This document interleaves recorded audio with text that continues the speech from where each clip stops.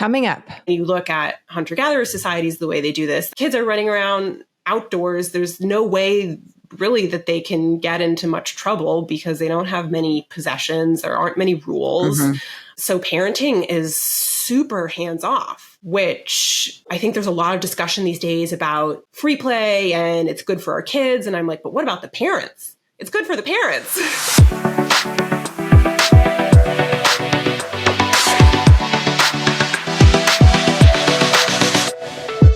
Hey y'all! Hey mamas! Welcome back to Raising Mama. I'm Megan. And I'm Chelsea. We're two working moms talking about the most pressing issues related to new parenthood. I'm a full-time nurse, pregnant with my second baby and married to a stay-at-home dad. I'm a divorced mama of two toddlers, sharing custody while running my own business. This podcast is brought to you by Raising Mama, a bamboo baby brand dedicated to empowering moms during postpartum and raising awareness about maternal mental health. Raising Mama's buttery soft bamboo pajamas aren't just designed to help babies sleep better, they're made to support mothers too. And for every pair sold, a portion of the proceeds is donated to Postpartum Support International. As a thank you for listening, enjoy 20% off your next order with code RaisingMamaVillage at checkout, because we're all in this together. Today, we are talking about hunter-gatherer societies, and seems kind of out there, right? But specifically how motherhood in hunter-gatherer societies differs from modern mothering practices. Why are you laughing at me? I'm doing my best here. So when Chelsea and I were talking about this episode and our thoughts on it, I mean, I am not a hunter-gatherer expert, and we are pulling a hunter-gatherer expert on today as our guest. We're having Elena Bridgers on to talk about why modern motherhood is so hard. She studies and knows a lot about hunter-gatherer societies, and there's a lot of wisdom that we can pull from how they used to do things and insight that gives on why the heck things are so hard today. But while I was talking to Chelsea about this, I was like, yeah, like the whole, like, we're just like monkeys in space thing. And she was like, what? Monkeys in space? But like, it reminds me of this, like, like Joe Rogan and he talks about how we're just like floating monkeys in space. But like, they're like, for me, when I think about hunter-gatherer societies and how that relates to modern motherhood, like, I just feel like we're just monkeys floating around in space. Like physically, like our neurology, like how our bodies respond to things, how our societies are set up, it hasn't caught up to the modern day environment where we're living in boxes, staring at our phones all day. So yeah, that's just what it pulled up for me. Okay. No funny cigarettes or anything induced in this thought process here today. Yeah. Well, not right now. I feel like to really understand the Joe Rogan show, you have to be like a little bit high some of the time, at least. But I do get what you're saying. I do get what you're saying, that it's like we think of ourselves in this modern moment right now, and we don't even realize that for like 95% of our species existence, like we were not living like this, and our bodies has spent such a long time, just doing sort of the same types of things. And then it's like our bodies still carry what we've, done for such a long time. But now we're in this era of like screens and like constant connection and information. And I don't know about y'all, but I feel like we are neurotic to the hilt. Like, I don't know. I'm going to ask our hunter-gatherer expert, but I bet you like just the amount of mental disorders I'm sure it wasn't a DM5, but even still, like in the ways that they talked about them just didn't happen nearly as much. And it's interesting because it's like, what are you going to do, right? You can't exactly change your biological predisposition of thousands of years. Like, you were kind of stuck with this outdated body. And then the more we lean towards like science or, to spend our time in like virtual reality just seems absurd to me. But for me anyway, I just think about mothering in this modern era. It's sort of that classic catch-22, right? Where so many people are like, oh, if only like we could go to the golden age where like women knew their roles, men knew their roles. Everyone was in one tribe together and it was not difficult because like everyone knew exactly what they were doing and they did it over and over and over again. But of course, the exciting thing about the modern motherhood is like you can make it whatever you want it to be. And that's terrifying. And so it's like, I think what probably, I'm guessing, she's going to say makes modern motherhood so hard is that. Or why do you think modern motherhood is so hard? I think it's so hard because we aren't physically ready for the world we created. Like, right. We have these. We're monkeys in space. Okay, sure. We have outdated hardware for the world that we've created. And yes, we're trying so desperately to speed up to, all these revolutionary things that we've created. And there's just like a disconnect. I don't know. I feel like that's how I feel. And then what always feels so great? It's like, boom, you go into nature, you instantly feel a million times better.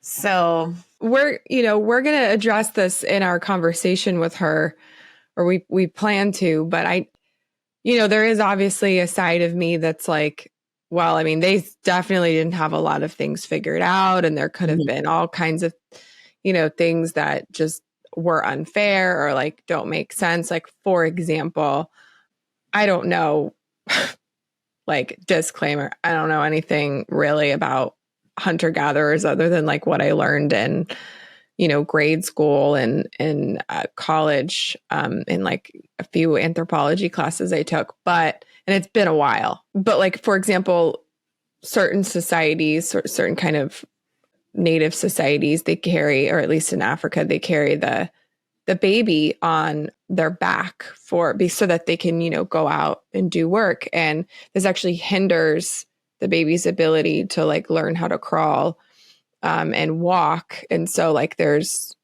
delays in that. And like that's one of those things where it's like a lot of the things that they did were out of necessity, and they didn't necessarily have the knowledge yet on like, oh, this could like delay development or whatever. So sure, there's lots of things we're doing today that are much, much better than what hunter-gatherers did because we have, more knowledge now. But soap, antibiotics, indoor plumbing, living past the age of 35. I mean, these are big wins. I'll choose my modern age. Anytime. Yes. That being said, if we go back to the roots, back to the core of what motherhood was like sort of in our natural environment, which is not what we live in now, there's a lot to be learned. So with that, let's get talking to her. Let's do it. Let's introduce our guest. Here we go. Before we dive in, hit the subscribe button for more expert insights and honest conversations on Raising Mama podcast. Listen to the full episode at the link in the description. Today, we're joined by Elena Bridgers, a mom of two with a degree in human biology from Stanford, who is completely obsessed with understanding the evolution of motherhood. Elena has done extensive research into how motherhood functioned in hunter-gatherer communities, revealing that many of the cultural norms we follow today are totally at odds with how mothering was done for nearly 95% of our species' existence. If you're not familiar with her work or her Substack, Motherhood Until Yesterday, you're in for a fascinating discussion about the stark differences between motherhood in the past and the pressures modern moms face today. Join us as we dive deep into the biggest changes from our hunter-gatherer roots to our modern lives. Welcome to our show. Thank you. And thank you for that fantastic introduction. Perfect setup. Yeah, I mean, it's just for you. And I'm really excited to have you on. I found you on Instagram, like most people. And I just did like a 10-minute scroll through your videos. And now I love sharing them. There's so much great info there. So we're excited to have you on the show. You have a very, very interesting perspective, or lens, should I say, because you're very science and evidence based. I try to be. Yes. So we'll call it a lens. So why don't you introduce yourself and let's let the listeners know how you became so passionate about applying this hunter-gatherer lens to motherhood. Yeah. Thank you so much for having me on. I have to admit, this is actually I think my first podcast. My account has just been really taking off, and it was really unexpected. I'm really happy about it. But I think it's just, proof that moms are really interested in this topic. So my background is like you mentioned, I majored in human biology at Stanford. And so I've always been very interested in human evolution. And then after I graduated, I worked as a social entrepreneur in India, in Burkina Faso, and in France, mostly on issues of women and children's health. So I also got a lot of exposure to, I wasn't a mother at the time, but to, parenting and motherhood in other cultures. And then, to be honest, I didn't really think about any of that much for a long time until I had kids. And so I had kids 5 years ago, my first kid 5 years ago. My son is 5, my daughter's 3. And like so many of us, I just had such a hard time with the transition into motherhood, especially after my second was born, dealing with a toddler and a newborn and trying to keep one foot in the workforce. And it just felt so overwhelming. And I think because I had the background I have, I started asking questions about is this normal from an evolutionary perspective? How did our ancestors manage this? How, questioning, people saying that it's more natural for mom to be home alone with her kids all day. And so I just, it didn't make sense to me. I had this intuition that something was off about modern motherhood, but I didn't really have the data or the evidence at the time. Right. And so since then, I have read literally hundreds of books and primary scientific research papers on the topic of motherhood, evolution, mothering, and hunter-gatherer societies. And yeah, I think it's fascinating. We evolved in a context that is so radically different from the one that we are living in and mothering in this day and age. And I think it kind of sets us up for struggle and failure. And I want more moms to know this, because I think we've all internalized this message that it's our fault, we're doing something wrong, or if we just listen to the parenting hacks, we can kind of figure it out. But it's so deeply systemic. Right.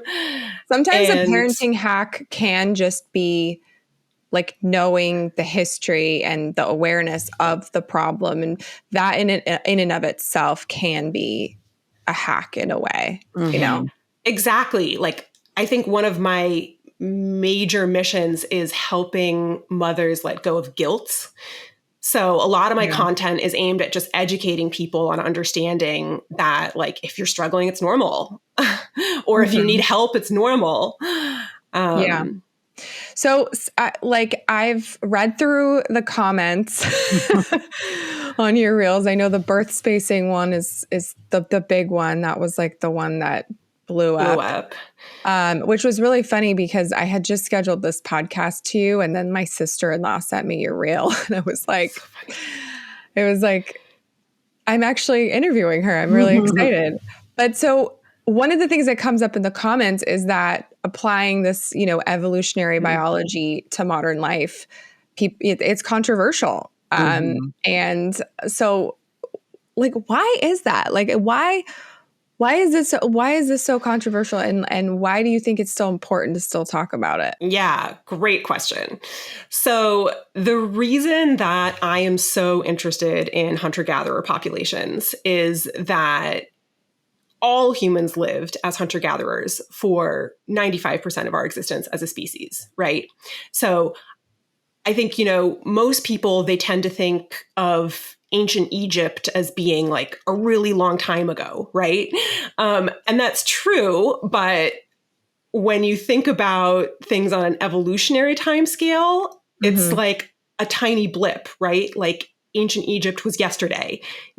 Agriculture and industrialization started about 10,000 years ago, and humans have Homo sapien, like our species has been around for 300,000 years.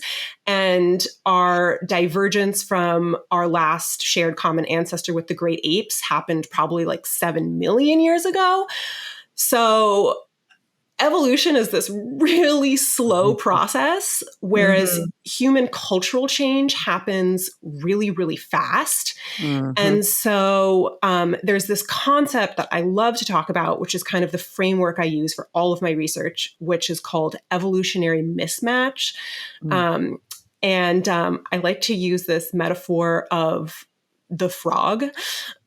So I like to say moms are like frogs in a desert. If you took a frog out of the rainforest where it evolved, like a frog's an amphibian and it's adapted to living in like wet, humid environments, and you put it in the desert, it's going to suffer. It's probably going to dry out and die, right?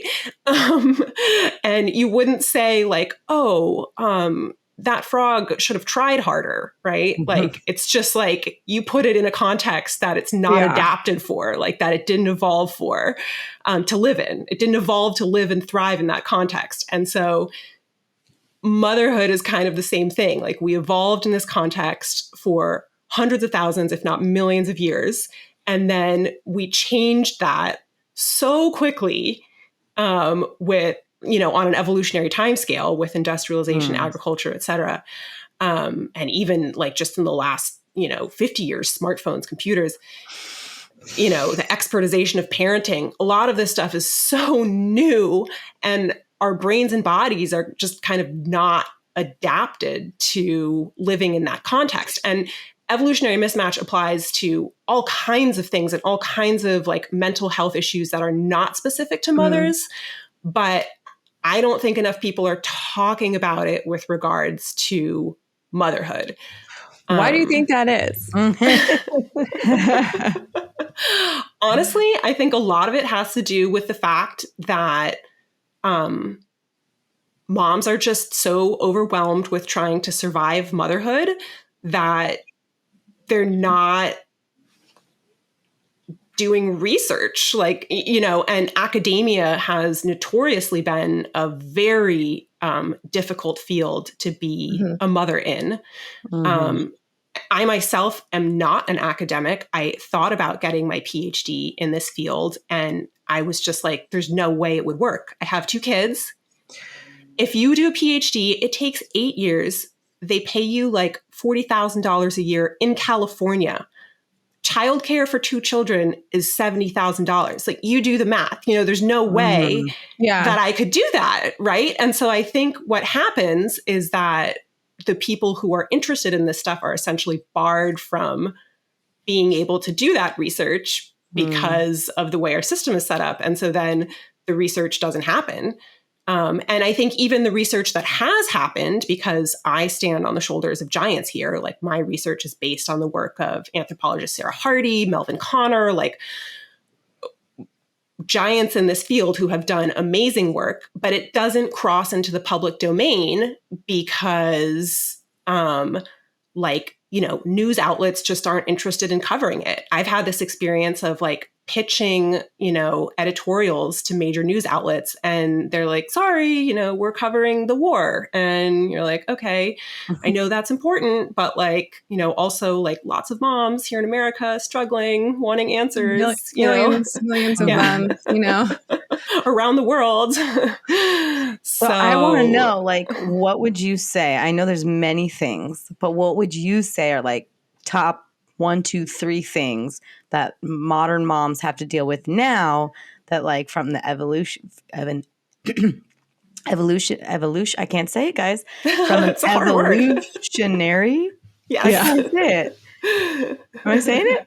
You're Okay. saying it great. From an evolutionary perspective. An evolutionary perspective, we're not like matched up. What was that word that you said? We're evolutionary mismatch. Evolutionary mismatch. Yeah. Yeah. So what are those things? Like, what are we mismatched to do that women are expected to do now, but maybe our bodies and just like years of evolution have not caught up and are ready for us to do?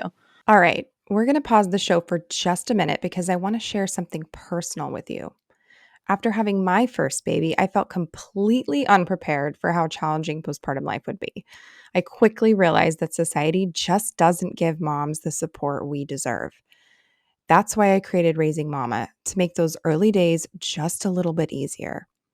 Raising Mama pajamas are made from the softest bamboo fabric, engineered with micro gaps to help babies sleep better and give mamas a much needed boost.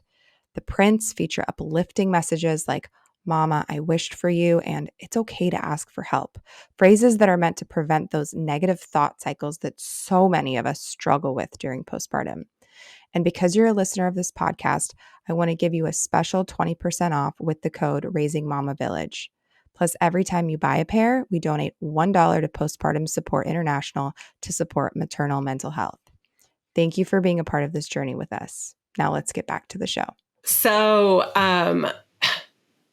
so many things, like it would not be possible to cover all of them in this podcast. And there are people doing really interesting work on this topic in academia. I'm actually coming out with a peer-reviewed academic paper soon, very exciting, with a professor of anthropology at UCLA.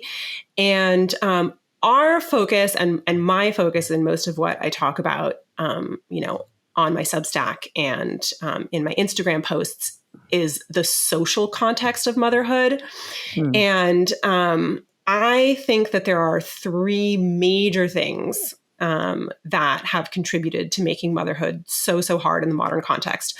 One of them is just that children used to be raised communally. Like hunter-gatherers lived in groups of like 25 people, and there was always a much higher ratio of adults to children, right? And so there were always multiple caregivers available to help. And so there are tons of stats I can share with you on that. But quick side question. So, because I'm picturing this in my head. So hunter-gatherers, this just feels like a dumb question, but for how long did hunter-gatherers exist?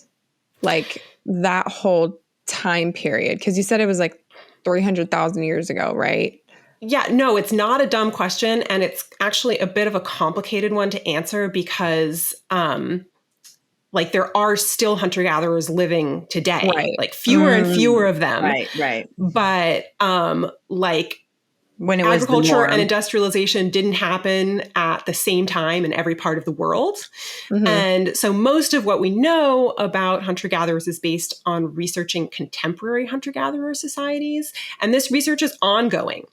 But it's worth mentioning, I think, that today, even the people who we consider to be hunter-gatherers are not living a pure hunter-gatherer life. Like there's still interesting subjects of research, but pretty much everyone in every part of the world, no matter how isolated, is now, doing some form of agricultural or wage labor. And by the way, I think it's worth mentioning that the stories of most of the groups that have been studied and that I base my research on are very tragic and sad. And I talk about that on my Substack. Like it definitely wasn't a choice for them to leave their traditional hunting and gathering lifestyles. They were very much forced out of it. But I think, the heyday for research on hunter-gatherers, on contemporary hunter-gatherers, happened really in the 50s, 60s, and 70s when there were still groups who were pretty isolated and living as true hunter-gatherers. And so in the case of those groups, I think you can make the argument that they've been living that way for for forever. I mean, Yeah, since the origin of the species, right? Like, yeah. 300,000 so when years. is the origin of our species? I don't know. Homo sapiens. We won't get too sidetracked, but no, you're good. Quick 101. I'm just thinking, like, from this year to this year, 99% of folks were hunter-gatherers, and this year to this year, this little amount, are transitioning.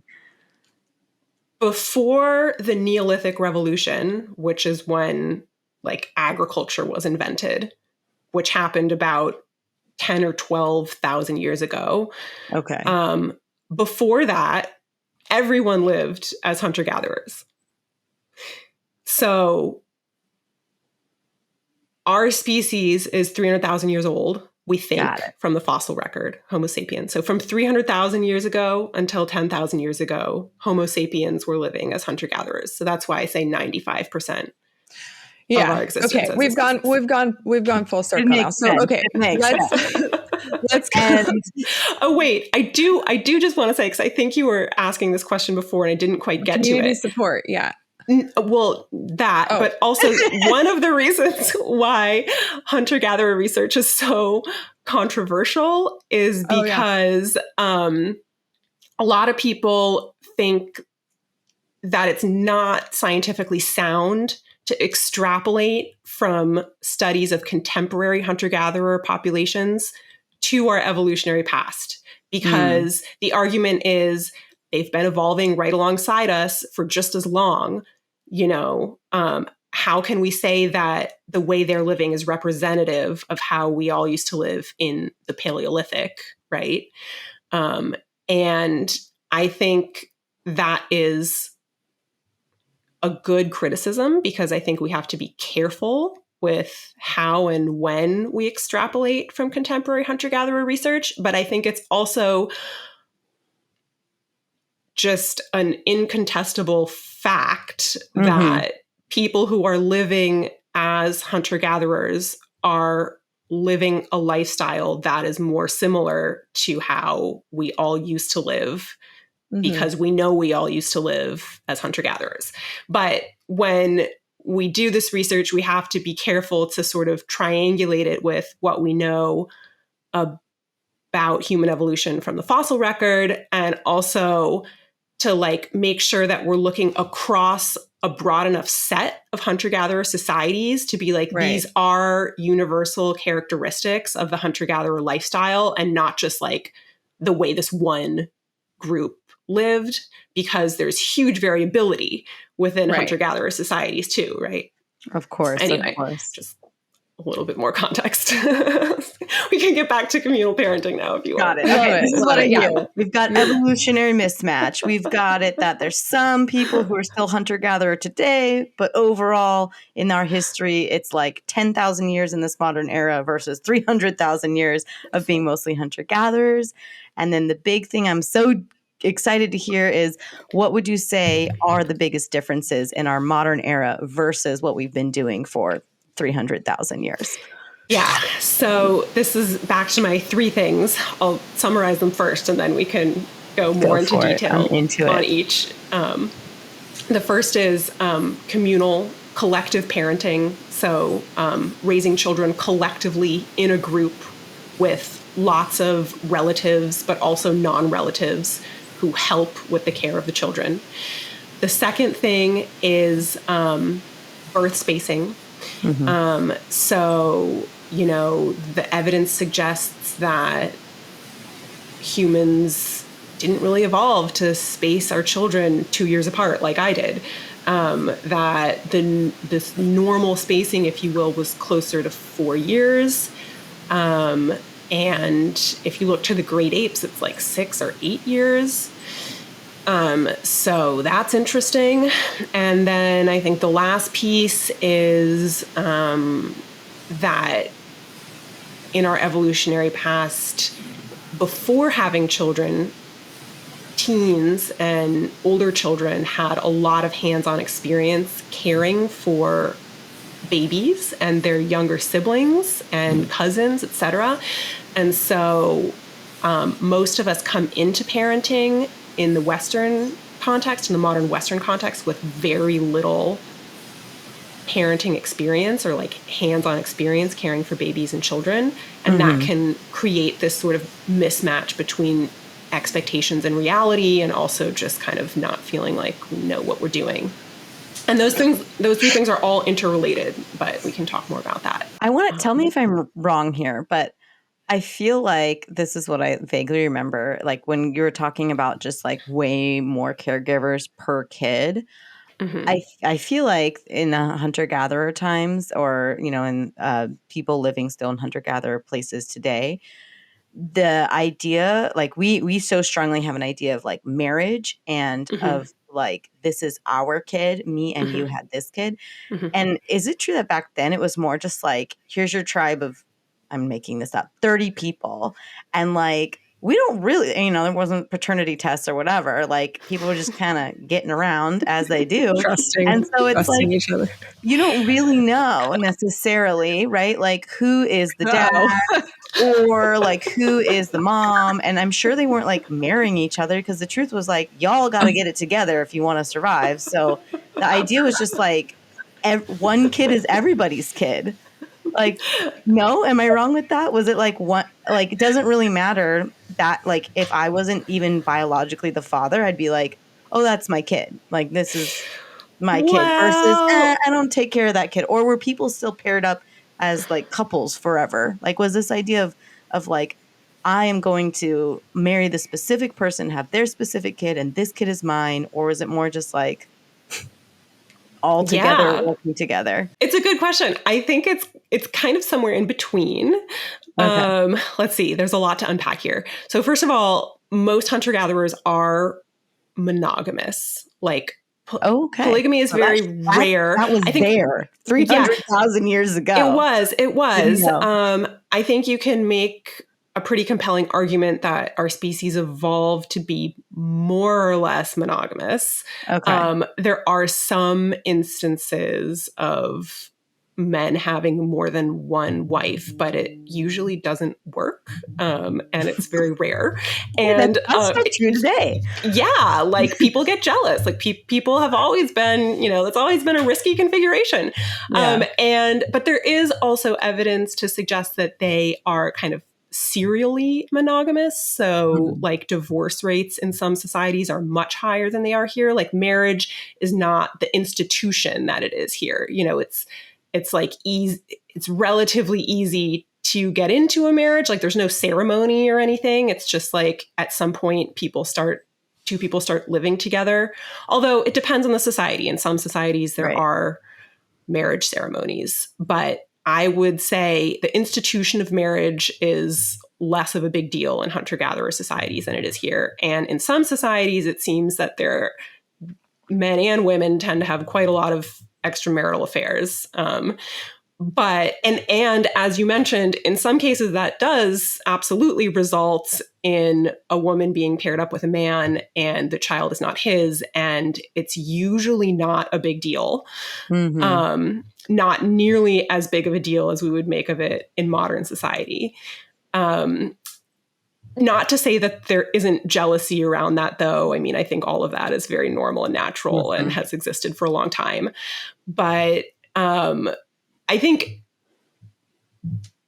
regardless of like the sanctity of marriage in hunter-gatherer societies, the fact is just that like people live in groups of usually around 25, 30 people, and they are nomadic. So they don't have permanent shelter. They construct temporary shelter and they move all the time. And so they're like living in, you know, huts made of sticks and mud and leaves. And they're very small, and most of their lives are lived outdoors communally in this group. And so, you know, that just like if like the children are running around together, they're friends, they're cared for actively by all the members of the group because everyone is just there. Like life, there's no family unit the way that there is. There's no single family home. Dropping them off at a daycare and then bringing them back to their hut. Yeah, my thoughts are like if for some reason 300,000 years ago, there did start being couples living, I mean, this wouldn't have happened, but like living like the way we do now, where, because it sounds like the community side of it, and which correlates with there being a lot of hands-on childcare experience for like the different ages, that is all built around how they live, Yeah, and what exactly. structures they Yeah. live.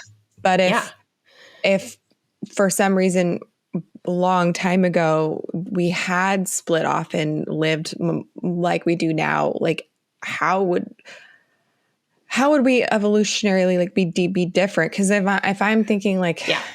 you get what I'm saying, right? I see what you're saying. No, I absolutely get what you're saying. You're trying to make this distinction between, is it just about the social context and the way that we've organized society, or does it have something to do with human nature? Or And like our brain, like maybe the people that could have endure the most stresses without like offing themselves would be like the ones that like evolved, and then like I don't Yeah. So I think that it has very much to do with context. And that's why I am such an advocate for changing context, like the modern context, because I think that we have made motherhood and parenting in general much harder by boxing ourselves into single family homes. Mm-hmm. And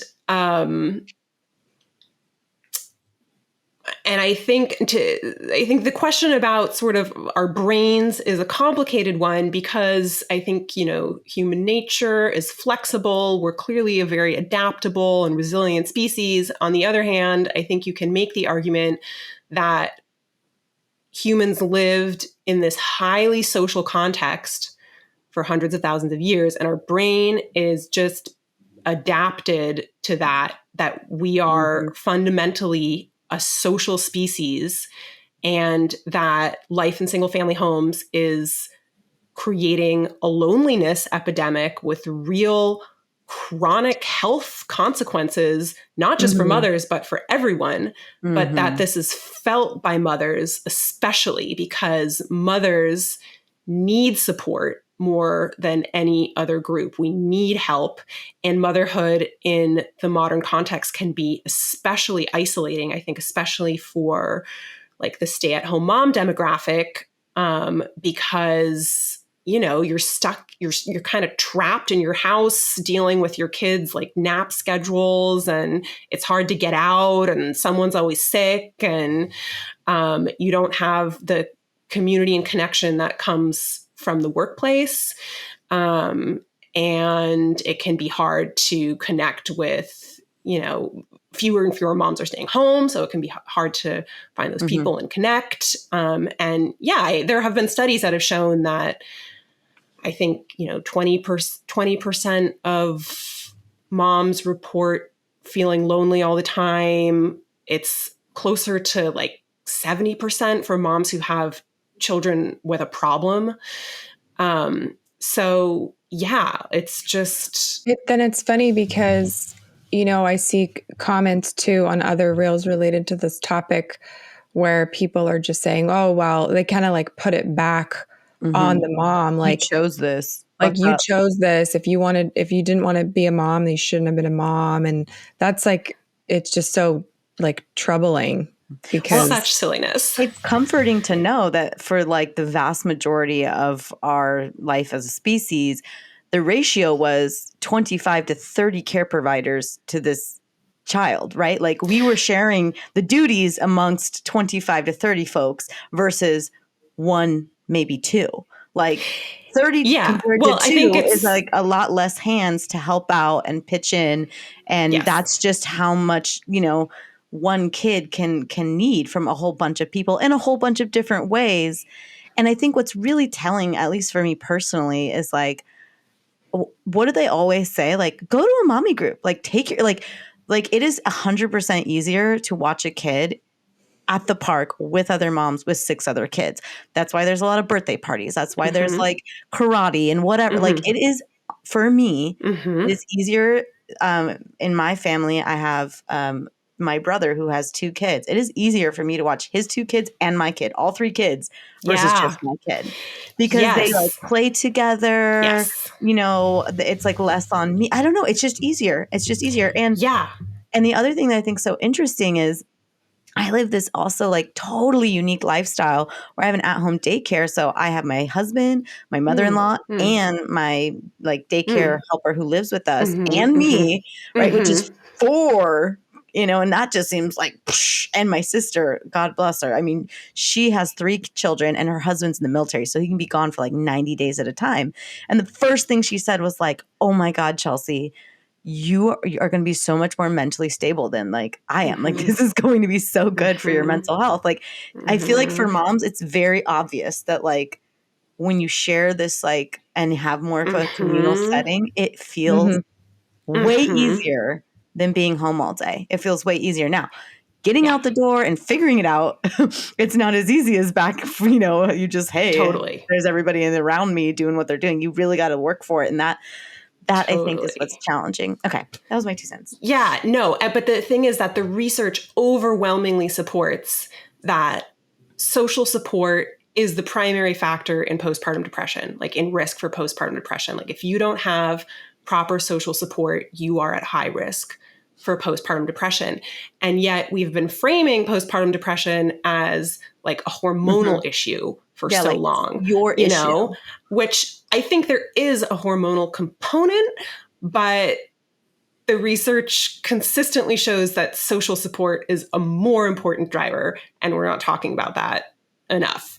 But I want to go back to your point on how it's easier with more children and dig into a little bit of the nuance on that, because this is one of the other things that I love talking about is that in our evolutionary past and in hunter-gatherer societies, children spent all day in these multi-age playgroups.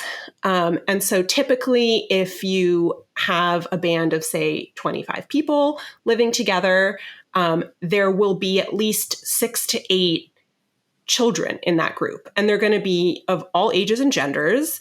And the older ones kind of help to take care of the younger ones. And they all play with and entertain one another. And they're such a wonderfully sort of self-sustaining, self-entertaining group that it allows actually the parents to go out and hunt and gather and pretty much leave them to their own devices for like many hours at a time. Like there's usually maybe one adult that will stay in camp just in case, but it can be anyone. And usually they are hardly involved at all in the children's play. I imagine it's grandma figure, right? Maybe the person who can't get up and run around. And often it's someone who's older or who isn't feeling well that day or who's just going to stay in camp for whatever reason. But not someone who's going to be like super actively involved, right? Yeah. And I think what I love about the research on multi-age playgroups is that they've consistently shown that for the older children, they're able to provide a certain level of sort of informal care and teaching and supervision to the younger children, but it's still totally compatible with their own play. Like it doesn't feel hard for them the way that it feels for us to be like, okay, let's play Batman again, you know, or whatever, because they're still in that phase of their development. But we have completely erased this from modern society. Like these multi-age playgroups are impossible because everyone gets slotted into age-specific school programs. And even outside of school hours, you know, kids like roaming around the streets playing with each other isn't really considered safe anymore.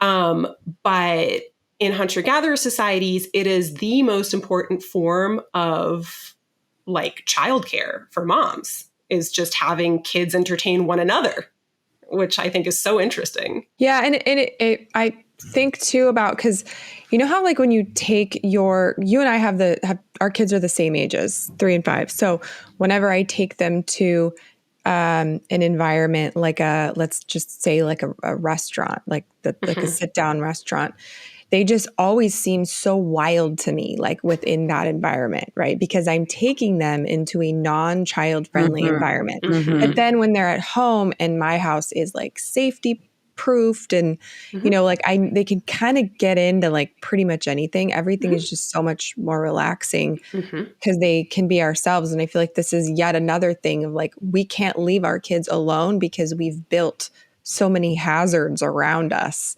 that like now we need to prevent them from. So I almost feel like getting into hacks, like just making things as friendly for them as humanly possible. No pun intended. That, but yeah, we have a total lack of child-friendly communal spaces in our culture today, because I also feel that, having your children at home can also be a lot harder, that my children do best when they're out and about with other children, but only if they're out and about with other children in an environment that they don't need to be constantly supervised, right? And when you look at hunter-gatherer societies, the way they do this, that's, kids are running around outdoors. There's no way really that they can get into much trouble because they don't have many possessions. There aren't many rules. And so parenting is super hands-off, which, I think there's a lot of discussion these days about, free play and it's good for our kids. And I'm like, but what about the parents? It's good for the parents. I mean, it makes it so much easier if you can just be like, go, run around, have fun, but there are hardly any spaces these days where we can do that. And that's what I was going to say. That's what I think is so sad. It's like the worst thing you can do to a human, right? Like the horriblest punishment is we put them in solitary, right? Like, you go to prison, but then like you really bad, you spend 23 hours alone. Like that is our darkest, deepest punishment. And it's like with children, because and it isn't, right? Like it wouldn't make sense for my kids to just roam free. Also known as maternity leave. Exactly.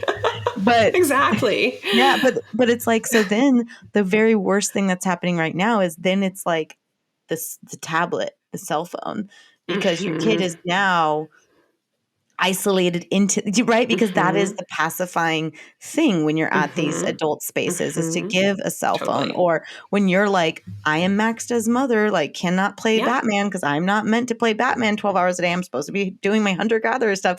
It's like we give them a screen, which is like the form of isolation. It's this form of, you can't go outside. You're going to go crazy inside.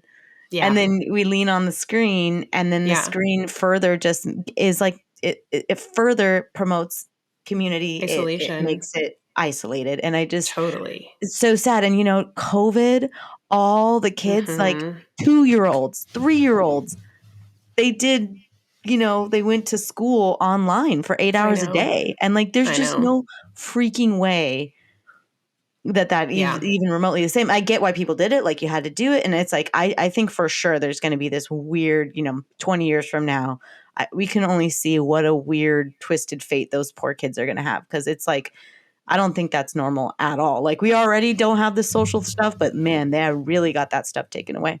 Okay. So I really want to get to birth spacing because I feel like it's an important one. Okay. Yeah, on track, Megan. I can keep going in case we just have so much to talk about. I've only had like 1 hour sleep in 3 days, so oh my God, this is fun for me. Okay, birth space, hit it. Birth spacing. Okay, so birth spacing. This is based on the work of anthropologist Sarah Hardy. I like to cite my sources. This is her original thinking. So she is an anthropologist, but she spent a lot of her career as a primatologist, so looking at like other monkey species and ape species. And so her observation was, okay, orangutans have their babies 8 years apart. Chimpanzees have their babies like 6 years apart on average. And that's really interesting because, if you're someone who likes to watch animal documentaries and you've ever seen like a gorilla baby or an ape baby. Sorry, did I say gorilla or orangutan? It's orangutans that have 8 years apart. I think gorillas are closer. But anyway, they space their children. I wouldn't have caught that, but far apart. They space their children, their babies, far apart. And despite the fact that their babies develop much more quickly, human babies are super immature at birth, like the most immature animal at birth, and they take longer to develop into independent entities than any other species. So it's surprising that humans would have evolved to space their children closer together relative to the great apes, right? And so 2 observations about that. One is, well, actually, I don't think that we evolved to space our children 2 years apart. It was more like 4. That's usually the average spacing in hunter-gatherer societies. And then the other interesting thing is that, okay, well, 4 years is still shorter than the great ape ancestors, right? Or than our ancestor with the great apes, probably, we think. Why would that be? And the theory is that we were only able to evolve shorter birth spacing because we evolved to parent communally. And because that alleviated stress and pressure on mothers allowed them to forage more efficiently and to like regain their strength and kick into like a new ovulatory cycle. And so what's interesting is that in the modern context, because of the way that we have set up our food systems, and because we don't breastfeed for as long, it's possible for women to have children very close together. Like the reproductive biology around that works.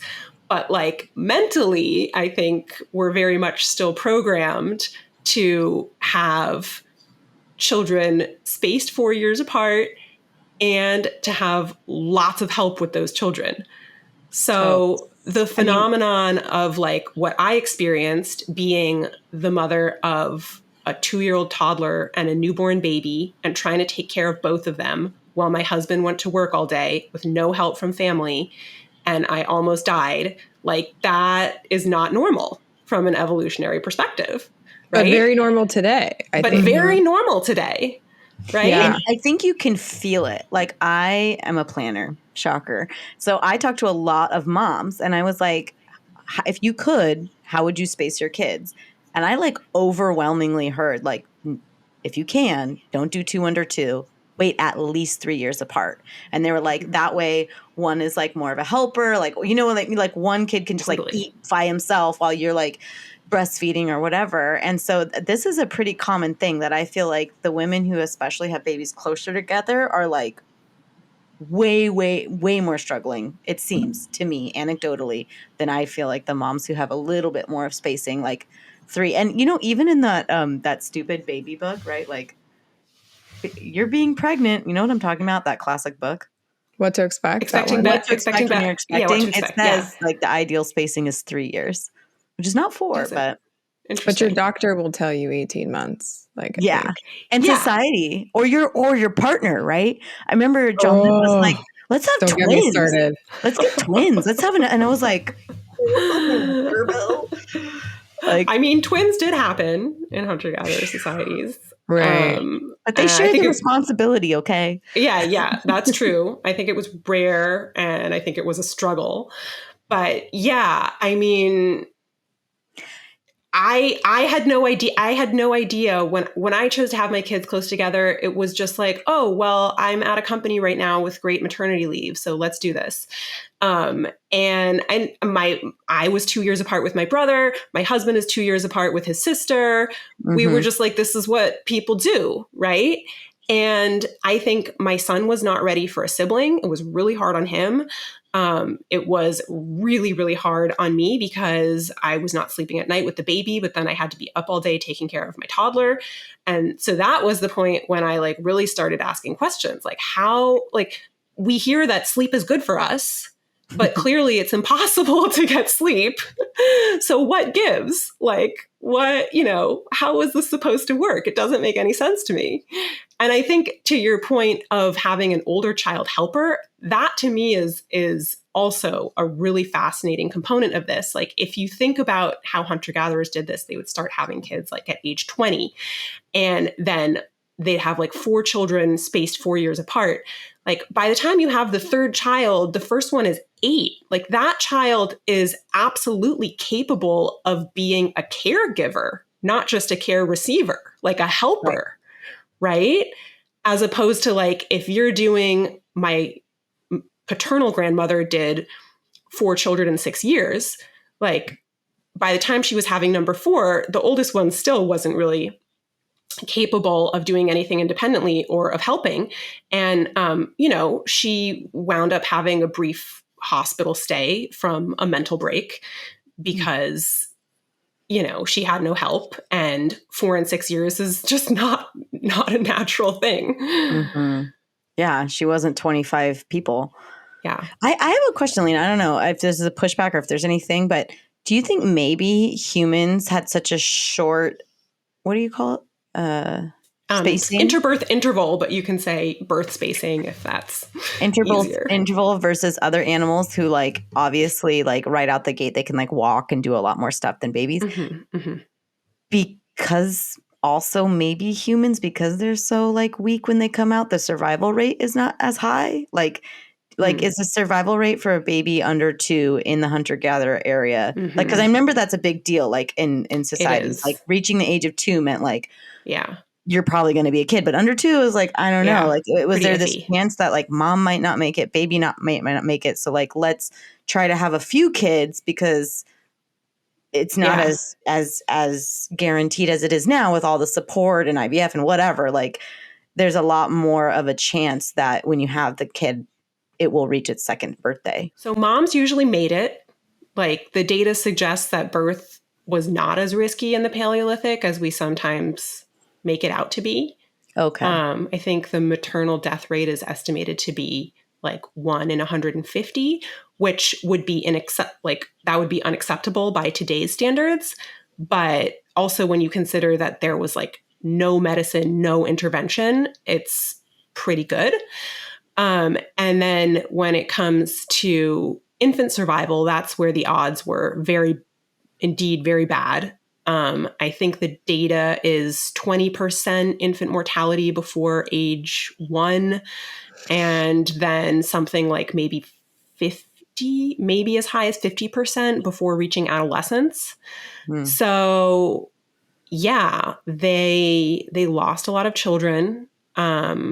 That's certainly one reason not to want to go back to full-blown hunter-gatherer society. But what would have happened, the way that would have worked is that it would have even further reduced the number of dependent children in a group, which is not to say it was a good thing. I don't think we want to make that trade-off, but the reality difference, right? Like now, if you do have 4 kids in 5 years or whatever, they're all going to survive. You're most likely going to have all 4, which maybe that wasn't necessarily as true. It wasn't necessarily the case. Particularly if you're breastfeeding for 1, 2, 3 years, you're probably also spacing out. So the way it would have happened is that, usually, so a woman would have her first child at 20, because another really interesting thing about hunter-gatherer societies is that women didn't become fertile until they were like 19 or 20 years old. They usually didn't start their periods until they were like 17. And then they would have 3 years of what we call anovulatory cycles, so where they're not fertile, before they were able to become pregnant. So the reproductive cycle started much later. And then first kid around 20, then you would breastfeed that child for maybe 3 years, and you wouldn't even be capable of becoming pregnant until 4 years later. So 4 years later, another child, 20% chance of losing either one of those. So, maybe at some point you lose, say, the second, then you would resume cycling more quickly because you're not breastfeeding, which means maybe the actual spacing between your first and second surviving children would be more like 6 years. But at the end of the day, I think when you factor in child mortality, you have a scenario where most mothers are raising about 3 children to adulthood. So it's funny because I think that we tend to think of our very low fertility rates in the modern context as being kind of weird or abnormal, but they're actually closer to the fertility rates that were in place for most of human evolution than, say, your great-great-grandmother who had a family of 13, right? Like that is actually the thing that is an outlier. That's so interesting. Okay, so go ahead. Unfortunately, we have to wrap up and we can't talk forever. So one thing we like asking all of our guests is like what message, would you most like our audience to take away from this, and how can we start creating more sustainable, supportive environments, which I know is kind of a different question, but I feel like it's related. And I know you don't have any hacks, but if there's like one thing you want to say to make us all feel better. I don't have hacks, but I do think that we can move towards a better future for mothers. And so one thing I like to say to moms is let go of guilt. Like if you're struggling, know that this is not your fault. This is just we live in a society and context in which motherhood is abnormally difficult. And related to that, if you can pay for extra help, or if you have family and you can ask them for extra help, do not feel guilty about that. Do not feel guilty about leaving your children in the care of others, because I think so many moms who actually could afford to have more help or could give their kids to the grandparents for, an overnight, they feel guilty about doing that because they feel like it's not a natural thing to do, but it's a totally natural thing to do. And I know that doesn't help everyone because a lot of us just don't have that option. But I'm also a huge advocate for more federal funding for maternity leave, for national maternity leave, and also for subsidized childcare. And so, I hate to get political because I know my following is from all over the political spectrum. But what I like to say to people is research, regardless of your political affiliation, research the candidates both at the national and local level, understand their position on these issues, and vote like a mother. Love it. Mother what? And then I think the last thing is just like help out if you can. If you're not a mom and you see a mom struggling, or even if you are a mom and you have some extra bandwidth to help someone out who's struggling, do that. Encourage, your children as they get older to take on neighborhood babysitting jobs. That's good for them. They get hands-on experience. It helps out people in your community. Do whatever you can at the very local level to sort of bring the community back to mothering, because that helps everyone. Love it. Okay, so let's tell our listeners, where can they go to explore more of your content, and how can they connect with you? Yeah, so if you don't already follow me on Instagram, elena.bridgers. And then I also have a Substack newsletter called Motherhood Until Yesterday, where I explore these topics more in depth. To date, that's mostly been in written form, but I'm starting to explore more audio content there too. And eventually I'm coming out with a book, but it's a slow process. But stay tuned for that too. Awesome. Thank you so much for being on the show. We love talking to you. I definitely recommend you guys go check out her Instagram, her Substack. So many fascinating videos, so many interesting topics that we didn't even touch on today. And yeah, thank you so much. It was rad. Thank you, Megan. Thank you, Chelsea. Thanks so much for having me on. All my harebrained questions and ideas. Thanks for listening. I love it. All right. Bye. Okay. Bye. Thanks for joining us today. If you enjoyed this episode, be sure to hit subscribe so you don't miss out on future conversations. And follow us on Instagram at Raising Mama Podcast for more updates, resources, and a peek behind the scenes. See you next time.